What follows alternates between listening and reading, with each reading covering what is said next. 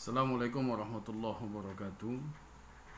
Bertemu kembali dengan saya dalam mata kuliah metode penelitian untuk mahasiswa semester 7 program studi manajemen dan juga akuntansi.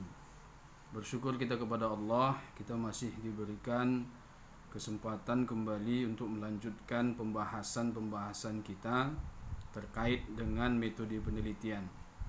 Pada hari ini kita sudah memasuki pertemuan yang keempat, di mana pertemuan yang keempat ini kita akan membahas mengenai tinjauan pustaka.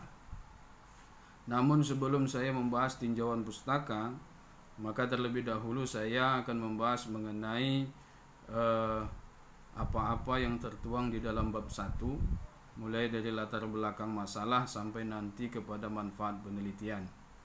Karena memang ini mesti dijelaskan. Pada minggu yang lalu saya sudah menugaskan kepada Anda untuk membuat merumuskan dan menentukan judul.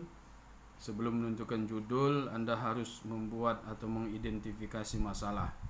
Maka supaya ini berlanjut terus dan nanti pada akhir semester saya akan menugaskan Anda untuk membuat proposal penelitian. Makanya dari awal sudah saya runut apa-apa yang harus Anda ketahui dan apa-apa yang harus Anda kerjakan. Maka dari itu setelah identifikasi masalah atau fenomena masalah sudah Anda ketahui dan Anda sudah merumuskan judul, maka saya harus mengajarkan kepada Anda bagaimana membuat latar belakang masalah dan kemudian rumusan masalah, batasan masalah, tujuan penelitian dan manfaat penelitian. Dan nanti juga akan kita bahas mengenai tinjauan pustaka, kemudian kerangka berpikir atau kerangka konseptual dan hipotesis. Baik, hal yang sulit dari sebuah penelitian atau menulis itu adalah memulai.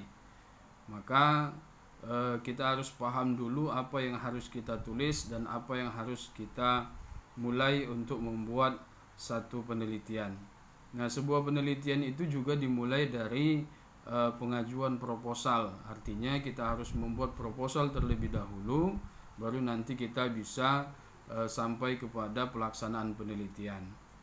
Nah, proposal penelitian itu merupakan tahap penulisan konsep penelitian sehingga terbaca arah penelitian dengan jelas. Nah, penulisan proposal harus dapat meyakinkan diri sendiri dan orang lain. Nah, dalam hal ini tentunya pembimbing dan lembaga terkait ya.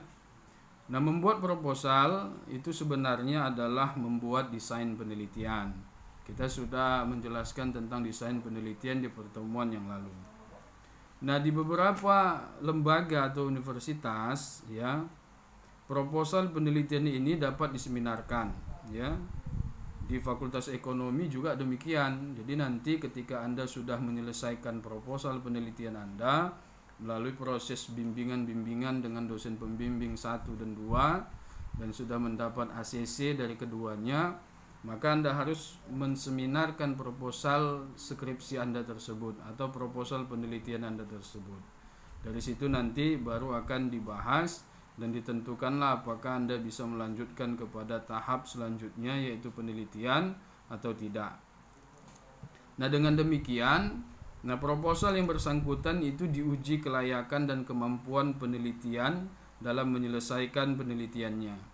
Nah, biasanya proposal penelitian ini merupakan bab 1 yang namanya adalah pendahuluan dalam sebuah penelitian.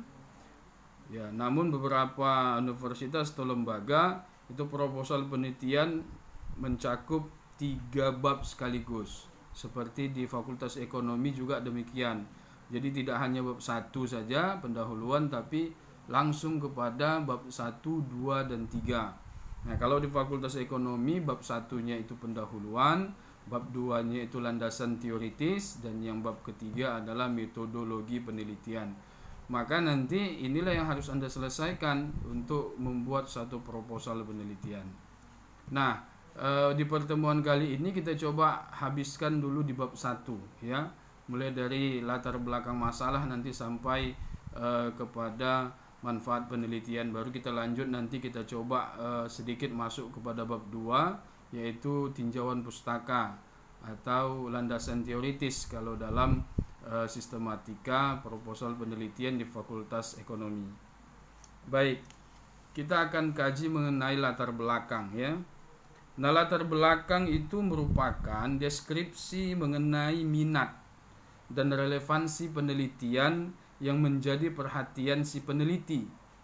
Hal ini menjadi teras dan utama ya, menjadi teras depan bagi sebuah penelitian dengan jendela-jendela yang terbuat dari kaca, sehingga memang dapat menampilkan secara sekilas isi dari penelitian. Jadi tadi merupakan kiasan-kiasan. Jadi dari latar belakang masalah itu kita bisa menampilkan semacam kita dari membaca latar belakang kita sedikit paham, pembaca itu paham itu arah dari penelitian itu mau kemana. Itu maksudnya tadi dengan istilah-istilah teras depan, kemudian jendela-jendela terbuat dari kaca. Nah, dalam membuat latar belakang masalah ya, dalam kita menguraikan apa saja komponen-komponen isi dalam latar belakang masalah, itu ada beberapa hal. Yang paling penting pertama adalah mengenai gambaran singkat. Gambaran singkat apa? Yaitu peneliti memberikan gambaran singkat tentang bidang apa yang akan diteliti serta alasan ketertarikan pada bidang tersebut. Nah, alasan ketertarikan bisa dari dua sisi, yaitu subjektivitas dan objektivitas. Nah, subjektivitas berdasarkan pengalaman empiris peneliti dan objektivitas itu berdasarkan objek penelitian yang akan dikaji. Nah, kemudian peneliti memberikan juga argumentasi-argumentasi yang mampu mendukung penelitiannya berdasarkan topik yang dikaji. Nah, dalam latar belakang ini peneliti itu harus menampilkan adanya beberapa permasalahan dan signifikansi penelitian. Nah, pertanyaan-pertanyaan atau pertanyaan yang harus dijawab di dalam latar belakang masalah pada intinya adalah mengapa saya meneliti tema tersebut. Nah, itu harus dijelaskan di dalam latar belakang masalah. Kenapa kita mengambil judul tersebut? Kenapa kita membahas variabel tersebut? Nah, ini memang harus dijawab, harus tertuang di dalam latar belakang proposal penelitian kita. Nah, kalau alasan kenapa kita meneliti tema tersebut, mengambil judul tersebut, kenapa kita mengkaji variabel-variabel tersebut tidak dijawab dengan jelas di latar belakang masalah, maka sebenarnya latar belakang masalah yang dia buat dalam proposalnya itu tidak benar atau salah, dan itu bisa dianulir atau tidak dibenarkan sebagai latar belakang masalah. Lalu yang kedua, di dalam latar belakang masalah juga ada namanya kedekatan peneliti.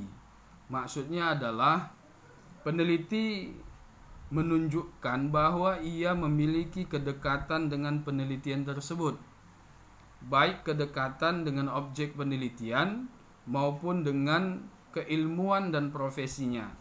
Nah, kedekatan ini akan membantu proposal penelitian terlihat meyakinkan bahwa peneliti akan mampu mengerjakannya dengan baik.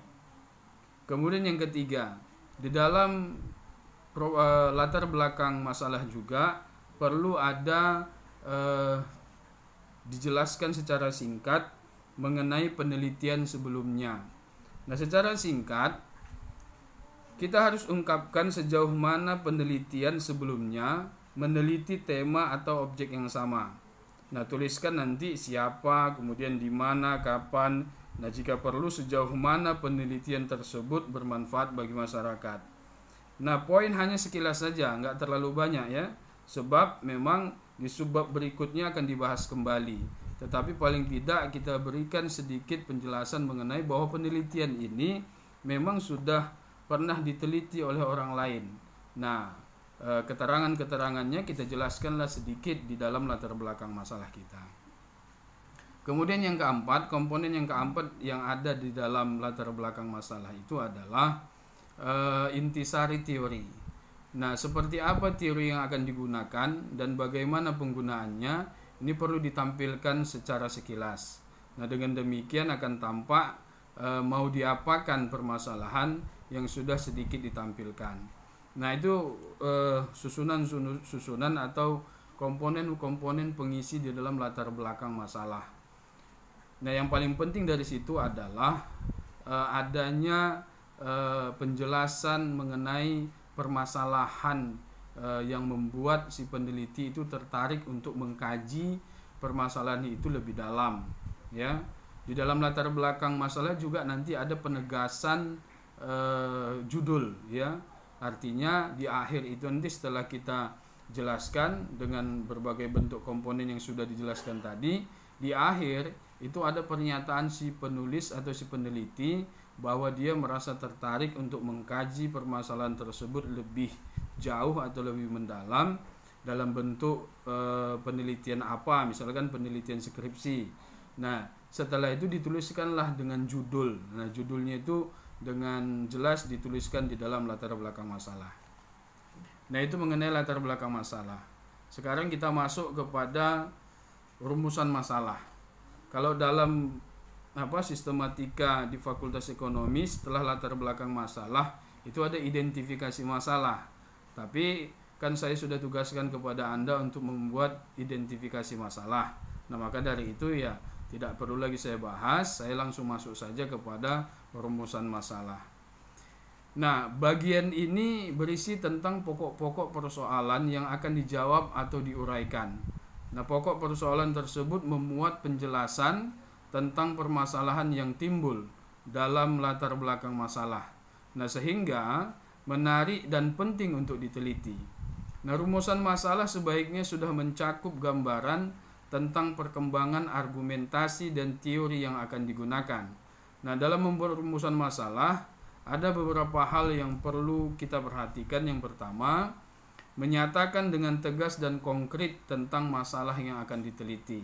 Yang kedua, dinyatakan dengan kalimat tanya atau pernyataan yang mengandung masalah penelitian. Nah, di dalam sistematika penulisan proposal skripsi di Fakultas Ekonomi, rumusan masalah ini dalam bentuk pertanyaan, ya, dalam bentuk kalimat tanya, bukan dalam bentuk pernyataan. Maka dari itu rumusan masalah ini sebenarnya adalah pertanyaan penelitian yang akan dijawab oleh peneliti di dalam kesimpulan. Berdasarkan inilah nanti penelitian-penelitian itu bisa berlanjut, ya, karena ada rumusan masalahnya. Lalu yang ketiga juga ada dikenal dengan istilah batasan masalah. Setelah latar belakang masalah, identifikasi masalah, rumusan masalah, dan ada batasan masalah. Apa batasan masalah? Peneliti memberikan batasan tentang permasalahan yang akan diteliti. Nah, pembatasan masalah itu memuat pernyataan peneliti tentang ruang lingkup penelitian yang akan dilakukan dengan berbagai pertimbangan. Misalnya seperti aspek metodologis, kelayakan di lapangan, keterbatasan peneliti, waktu penelitian, dan lain sebagainya, tanpa mengorbankan kebermaknaan konsep dan tema penelitian. Nah, hal ini berfungsi agar penelitian tidak terlalu melebar tetapi lebih mendalam. Jadi kita perlu membatasi masalah yang akan kita kaji atau kita bahas di dalam penelitian kita. Supaya apa? Supaya tidak melebar. Kenapa? Karena kalau sempat dia melebar, maka akan sulit kita kembali kepada pokok inti permasalahannya. Maka dari awal kita sudah batasi bahwa penelitian ini hanya dibatasi pada permasalahan ini misalkan. Kemudian selanjutnya setelah batasan masalah itu ada tujuan penelitian. Nah, tujuan penelitian itu menyatakan tentang target atau capaian sebuah penelitian. Nah, tujuan ini dapat dirumuskan dalam pokok-pokok tujuan yang bisa menggambarkan metode yang akan digunakan dalam penelitian. Nah, selain itu, tujuan merupakan kontrol selama proses dan penulisan penelitian. Nah, lebih singkatnya, tujuan merupakan jawaban berupa pernyataan atas rumusan masalah. Nah, jika rumusan masalah terdiri dari 3 pertanyaan, maka tujuan penelitiannya juga harus mengandung 3 pokok tujuan. Lalu yang keenam ya, latar belakang masalah, identifikasi masalah, rumusan masalah, batasan masalah, tujuan penelitian, dan yang terakhir yang keenam adalah manfaat penelitian. Nah, apa urgensinya penelitian ini dilakukan? Ini pertanyaannya. Nah, pertanyaan ini harus bisa dijawab oleh peneliti. Nah, urgensi tersebut bisa dilihat dari kacamata ilmu pengetahuan, kebermanfaatan bagi masyarakat, profesi peneliti, atau bagi para pengambil kebijakan. Nah, manfaat dari sebuah penelitian mengandung 2 unsur, yaitu kebermanfaatan secara teoritis dan praktis. Nah, manfaat teoritis berarti kebermanfaatan sebuah penelitian bagi perkembangan ilmu pengetahuan. Sedangkan kebermanfaatan praktis itu berkenaan dengan penerapan teori tersebut bagi masyarakat secara umum atau bagi perusahaan dan penentu kebijakan. Nah, inilah beberapa subbab dari sebuah pendahuluan atau bab 1. Jadi saya ulang, bab 1 dalam sistematika penulisan proposal penelitian di dalam Fakultas Ekonomi Unifa Medan itu ada 6. Jadi bab 1-nya pendahuluan memiliki 6 subbab. Yang pertama adalah latar belakang masalah, yang kedua identifikasi masalah, yang ketiga rumusan masalah, yang keempat batasan masalah, yang kelima tujuan penelitian, dan yang keenam adalah manfaat penelitian. Oke, baik, sekarang kita coba masuk kepada bab 2. Di bab 2 atau dikenal kalau di Fakultas Ekonomi dikenal dengan landasan teoritis, ya. Ini menjelaskan tentang teori-teori yang terkait dengan variabel-variabel yang diteliti di dalam suatu penelitian. Nah, tinjauan pustaka ini digunakan untuk menguraikan alur pikir dan perkembangan keilmuan yang berkaitan langsung dengan topik yang akan diteliti.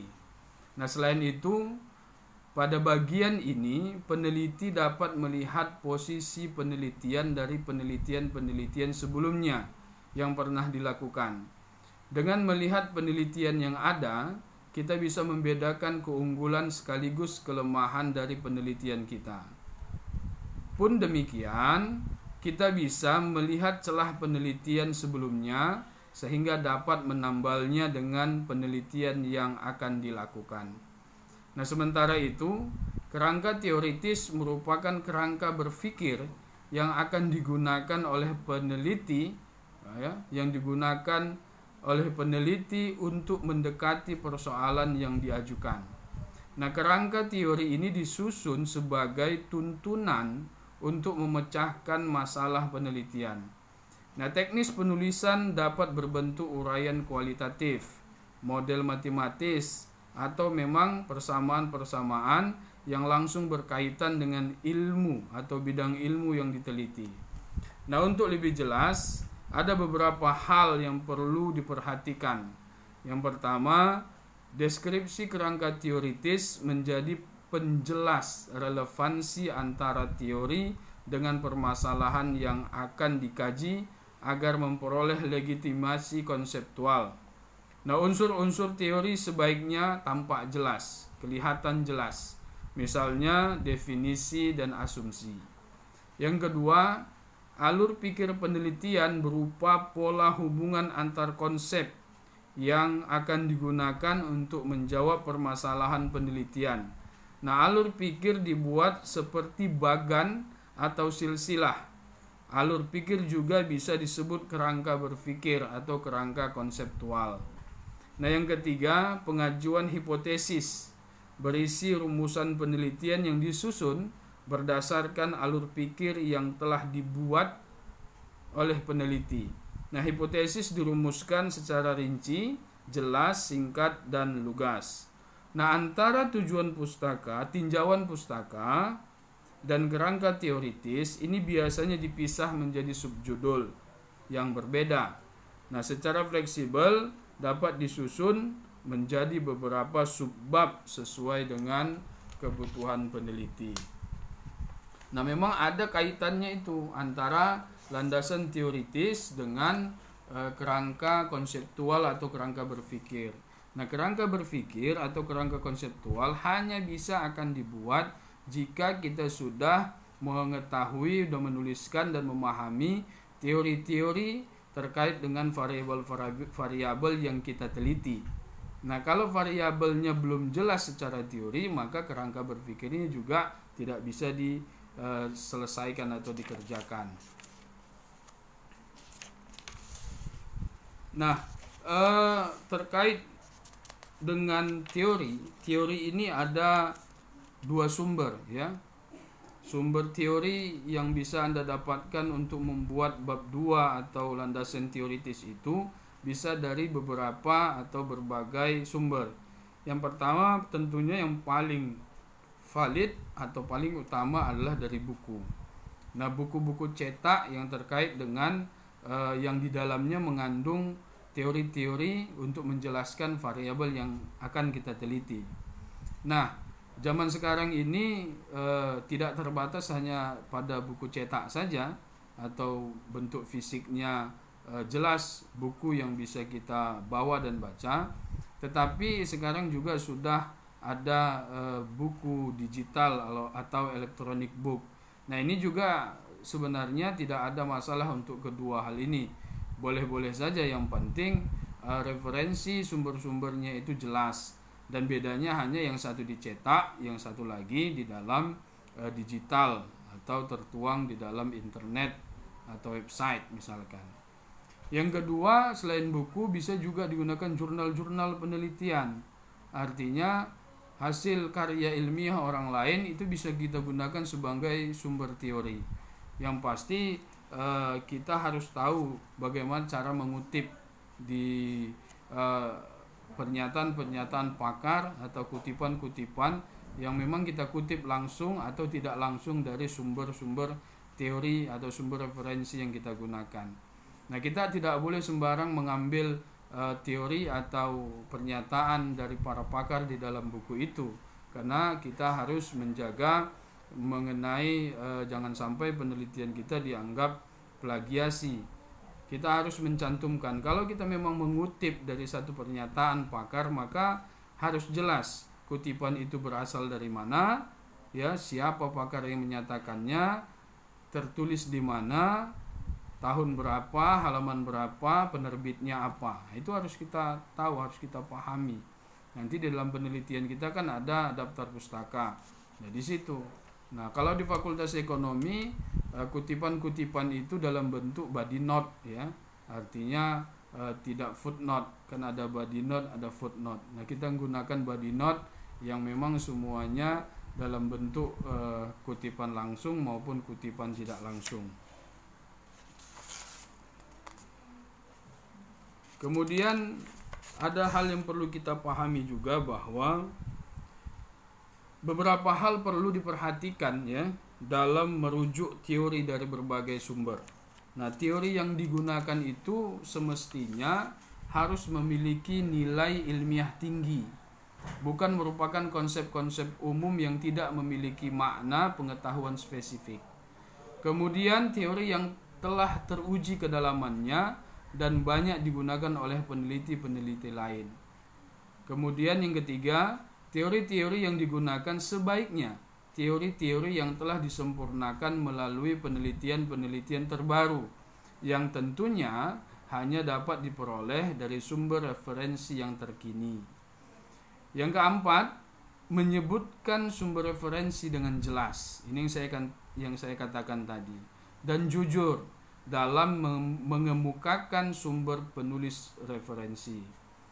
Kemudian yang terakhir, teori-teori yang dikutip sedapat mungkin mengandung bangunan teori, yakni pengertian atau definisi-definisi dari masing-masing variabel, faktor-faktor yang mempengaruhi variabel, ukuran-ukuran atau indikator-indikator dari setiap variabel, kemudian pentingnya variabel, hubungan antar variabel yang diteliti yang akan diturunkan untuk mengemukakan kerangka konseptual dan teoritis. Jadi di dalam landasan teoritis atau kajian-kajian teori, hal-hal ini harus ada di dalamnya. Ada definisi, ada faktor-faktor yang mempengaruhi, ada indikator, ada arti penting, ada hubungan variabel dengan variabel lain yang diteliti. Itu harus ada di dalam kerangka, ada di dalam landasan teoritis atau kajian teori. Kemudian sebagai contoh misalkan sebuah penelitian yang berjudul pengaruh kepuasan kerja terhadap komitmen organisasi, maka penyusunan kerangka berpikirnya adalah sebagai berikut. Ya, setelah tadi teori itu sudah kita buat, maka selanjutnya kita membuat kerangka berpikir. Nah, bagaimana membuat kerangka berpikir? Yang pertama, peneliti menelaah teori-teori kepuasan kerja dan teori-teori komitmen organisasi yang berasal dari teori maupun hasil penelitian. Nah, kita contohkan tadi kan judulnya pengaruh kepuasan kerja terhadap komitmen organisasi. Itu judulnya, berarti variabelnya itu ada kepuasan kerja dan komitmen organisasi. Nah, yang kedua, peneliti mencari hubungan-hubungan yang mungkin ada dalam teori-teori dan penelitian-penelitian tersebut dan menyimpulkan hubungan yang diperoleh. Nah, peneliti menggambarkan paradigma penelitian atau framework sehingga terlihat jelas bahwa kepuasan kerja mempengaruhi komitmen organisasi. Kemudian yang keempat, hubungan-hubungan yang ada pada kerangka konseptual dijadikan landasan untuk menyusun hipotesis. Itu dia. Nah, kita coba masuk kepada kerangka berpikir. Bagaimana sebenarnya kerangka berpikir? Tadi sudah saya gambarkan sedikit mengenai kerangka konseptual atau kerangka berpikir. Nah, ini coba kita sedikit mengulas kembali ya. Bahwa kerangka berpikir itu merupakan dasar teori yang telah melalui sintesa teori berdasarkan fakta, observasi, serta telaah kepustakaan. Nah, oleh karena itu akan memuat hubungan atau pengaruh dan komparatif antara variabel yang terlibat dalam penelitian yang sedang dilakukan berdasarkan teori pendukung, dalil, dan konsep dasar penelitian. Nah, kerangka berpikir seperti yang dikemukakan oleh Uma Sekaran, ya, seorang pakar metode penelitian. Dia mengatakan yang pertama, variabel penelitian harus diberi nama serta diidentifikasi secara jelas. Yang kedua, uraian kerangka berpikir seharusnya menyatakan bagaimana dua atau lebih variabel berhubungan satu dengan lainnya. Yang ketiga, jika karakteristik atau sifat-sifat dan arah hubungan dapat diteorikan berdasarkan penemuan dari penelitian sebelumnya, hal itu harus menjadi dasar dalam uraian kerangka berpikir apakah hubungan itu positif atau negatif. Yang keempat, seharusnya dinyatakan secara jelas mengapa peneliti berharap bahwa hubungan antar variabel itu ada. Argumentasi atas hal itu dapat digambarkan melalui hasil penelitian sebelumnya. Dan yang kelima, Uma Sekaran mengatakan bahwa kerangka pemikiran seharusnya digambarkan dalam bentuk diagram skematis sehingga pembaca dapat secara jelas melihat hubungan antar variabel. Itu tentang kerangka berpikir atau kerangka konseptual. Nah, sekarang bahasan yang terakhir kita adalah mengenai hipotesis. Apa itu hipotesis? Ya. Nah, hipotesis berkaitan erat dengan teori. Hipotesis adalah dugaan atau jawaban sementara dari pertanyaan yang ada pada perumusan masalah penelitian. Dikatakan jawaban sementara karena jawaban yang ada adalah jawaban yang berasal dari teori. Dengan kata lain, jika teori menyatakan bahwa A berpengaruh terhadap B, maka hipotesis adalah sesuai dengan apa yang dikatakan oleh teori tersebut, yakni A berpengaruh terhadap B.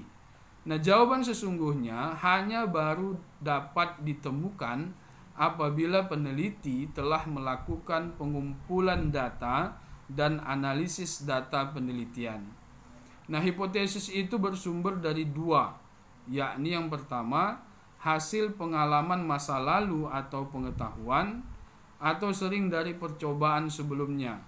Nah, tujuan pengujian hipotesis ini biasanya untuk menentukan apakah situasi percobaan telah berubah. Nah, yang kedua bersumber dari teori atau model. Tujuannya untuk membuktikan kebenaran suatu teori atau model. Nah, seperti dijelaskan sebelumnya, hipotesis itu dapat dikemukakan apabila ada referensi teori atau penelitian yang mendasarinya. Jika peneliti tidak menemukan teori atau penelitian yang mendasari, maka hipotesis tidak perlu dipaksakan untuk dibuat, misalnya dalam penelitian deskriptif dan penelitian eksploratif. Nah, hipotesis itu dibagi menjadi dua kategori, yakni yang pertama hipotesis statistik dan yang kedua hipotesis penelitian. Nah, hipotesis statistik adalah sebuah pernyataan matematis tentang keadaan populasi yang ditinjau atau diteliti. Suatu pernyataan akan dinyatakan sebagai pernyataan matematis jika dan hanya jika pernyataan tersebut disajikan dengan memakai simbol-simbol matematika. Lalu yang kedua, hipotesis penelitian. Hipotesis penelitian disebut juga dengan hipotesis substansi atau substantif hipotesis, yaitu hipotesis yang mengandung pernyataan mengenai relasi antara dua variabel atau lebih sesuai dengan teori. Nah, hipotesis substansial tidak dapat diuji. Agar dapat diuji harus terlebih dahulu diterjemahkan menjadi term-term operasional dan term-term statistik yang disebut dengan hipotesis statistik. Nah, hipotesis penelitian tidak ditulis sebagai H0 melawan H1 atau H0 melawan HA. Akan tetapi hanya merupakan sebuah kalimat atau pernyataan tentang apa yang diduga berlaku untuk populasi yang ditinjau, yang harus didukung oleh teori atau substansi yang relevan. Nah, seringkali peneliti pemula mengalami kebingungan pada saat apa? Pada saat menyusun hipotesis dalam proposal ataupun laporan penelitian. Apakah harus dinyatakan dalam bentuk hipotesis statistik atau hipotesis penelitian? Nah, pendapat-pendapat di atas cukup jelas dijadikan sebagai rujukan bahwa ketika peneliti ingin menyusun hipotesis karena berdasarkan teori, maka peneliti cukup menyajikannya dalam bentuk hipotesis penelitian. Tatkala peneliti bermaksud menguji hipotesis dalam bagian analisis data, maka hipotesis penelitian yang semula dikemukakan dalam bentuk kalimat pernyataan dapat dikonversi ke dalam hipotesis statistik atau H0 dan H1 atau HA, H0 dan HA agar dapat diuji secara statistik. Nah, misalnya sebuah penelitian bersifat asosiatif Teori menyatakan bahwa kepuasan kerja memiliki hubungan dengan komitmen organisasi. Maka penelitian dan hipotesis statistiknya adalah sebagai berikut. Yang pertama, hipotesis penelitian. Kepuasan kerja berhubungan dengan komitmen organisasi atau dapat disusun menjadi ada hubungan kepuasan kerja dengan komitmen organisasi. Nah, hipotesis statistiknya adalah H0 sama dengan 0. Artinya tidak ada hubungan kepuasan kerja terhadap komitmen organisasi. Atau HA tidak sama dengan 0. Artinya ada hubungan kepuasan kerja terhadap komitmen organisasi. Nah, hipotesis itu tidak harus ada dalam setiap penelitian. Itu yang perlu diingat. Misalnya penelitian yang bersifat deskriptif, maka hipotesis tidak perlu disertakan. Karena penelitian deskriptif hanya bertujuan menjelaskan suatu fenomena sebagaimana adanya atau apa adanya. Namun demikian, dalam penelitian deskriptif, hipotesis dapat saja dikemukakan apabila ada sesuatu yang mendasarinya, seperti ketika ada teori atau standar-standar baku terhadap sesuatu yang diamati. Nah, itu penjelasan mengenai bab 1 pendahuluan yang terdiri dari 6 subbab. Kemudian kita tadi masuk sedikit kepada bab 2 atau landasan teoritis, di mana kita mengkaji tentang kajian-kajian teori, kemudian kerangka berpikir dan hipotesis. Nah, tentunya penjelasan ini tidak serta-merta membuat Anda mengerti dengan sekejap mata. Memang harus kita lakukan pembelajaran yang lebih dalam lagi. Anda harus lebih banyak membaca buku lagi dan banyak harus diskusi-diskusi atau menanyakan hal-hal yang tidak Anda pahami. Ya, tentunya yang terutama saya sebagai dosen Anda bertanya kepada saya. Tapi walaupun demikian, Anda boleh bertanya kepada siapapun yang memahami tentang metode penelitian, sehingga nanti dari situ tergambar jelas bagaimana sebenarnya membuat proposal penelitian itu. Ini kita baru berada pada proses proposal penelitian, di mana proposal penelitian itu saya katakan tadi, kalau di Fakultas Ekonomi Unifa Medan itu terdiri dari 3 bab. Bab 1 pendahuluan, bab 2 landasan teoritis, dan bab ketiga adalah metodologi penelitian. Nah, untuk lebih Anda memahami dan mendalami tentang permasalahan ini, maka untuk tugas mandiri yang selanjutnya dalam pertemuan ini, saya tugaskan yang pertama untuk membuat latar belakang masalah, kemudian identifikasi masalah, rumusan masalah, kemudian batasan masalah, tujuan penelitian, dan manfaat penelitian. Dari mana dasarnya? Dasarnya adalah dari judul yang sudah Anda tentukan di tugas sebelumnya. Di tugas sebelumnya saya suruh Anda mencari fenomena masalah yang nanti Anda buat identifikasi masalah dan kemudian Anda tentukan judulnya. Nah, kalau sudah ada judulnya, dari fenomena masalah yang ada itu tentunya sudah bisa dibuat latar belakang masalah. Maka supaya Anda bisa berlatih lebih dalam lagi, maka Anda perlu diberikan tugas untuk membuat latar belakang masalah. Nah, bagaimana membuat latar belakang masalah tadi sudah saya jelaskan di awal, dan nanti ada file materinya dalam bentuk Word atau nanti PowerPoint lah, ya kan? Nah, jadi di tugas ini sebenarnya intinya adalah Anda membuat bab 1. Nah, di dalam bab 1 itu yang paling sulit adalah latar belakang masalah. Nah, jadi saya ulang lagi, Anda tugasnya adalah membuat bab 1. Di dalam bab 1 itu harus ada 6 komponen. 6 komponen itu apa? Yang pertama adalah latar belakang masalah.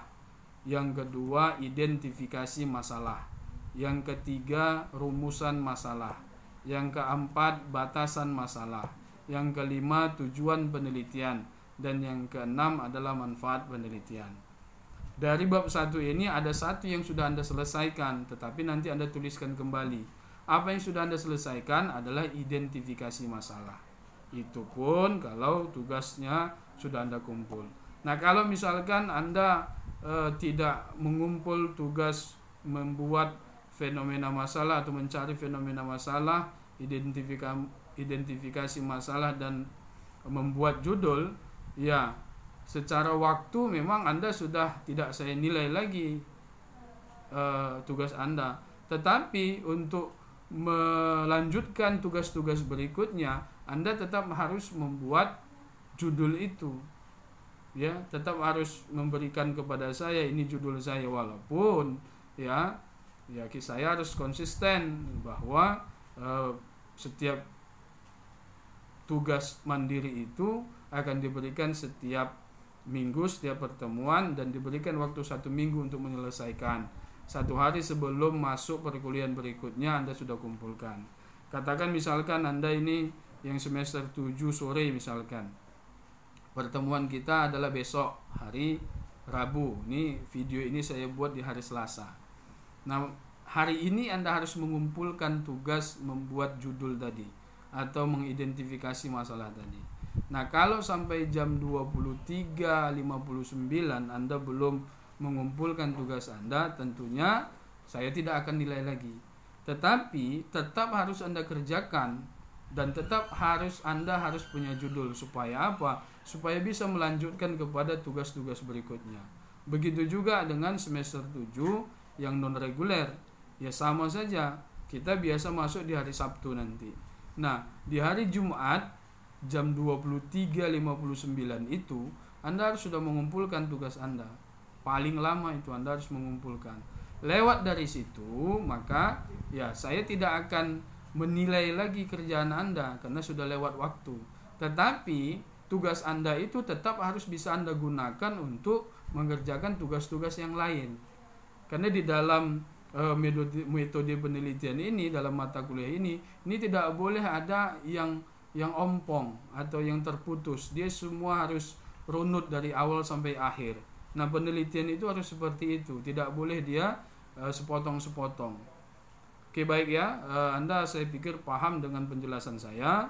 Nanti biasa ya, segala sesuatunya bisa kita diskusikan di dalam grup WhatsApp. Tapi saya pikir Anda nggak perlu meminta saya untuk memanjangkan waktu, minta dispensasi tambahan waktu, nggak perlu, karena saya sudah bisa nilai pekerjaan Anda itu bisa selesai dalam waktu 1 minggu. Itu pun sudah banyak kali waktu yang saya berikan sebenarnya. Tapi nggak ada masalah karena kita belajar yang jarak jauh. Anda bisa menyelesaikan itu dengan santai, dengan tenang, ya, dengan memperoleh bimbingan-bimbingan dari saya selama kurang lebih 1 minggu. Baik, itu saja untuk pertemuan kali ini. Terima kasih atas perhatian Anda semua. Mudah-mudahan Anda tetap semangat ya, walaupun saya tahu bahwa mata kuliah ini tidak mudah, tugas-tugasnya pasti juga tidak mudah. Jadi kalau memang mudah, maka saya yakin ini bukan jadi acuan untuk Anda mendapatkan gelar sarjana. Kenapa ini diberikan sebagai tugas akhir? Karena memang ini adalah karya ilmiah yang harus kita tahu ilmunya, kita tahu bagaimana cara melakukannya, baru bisa kita menyelesaikan penelitian itu.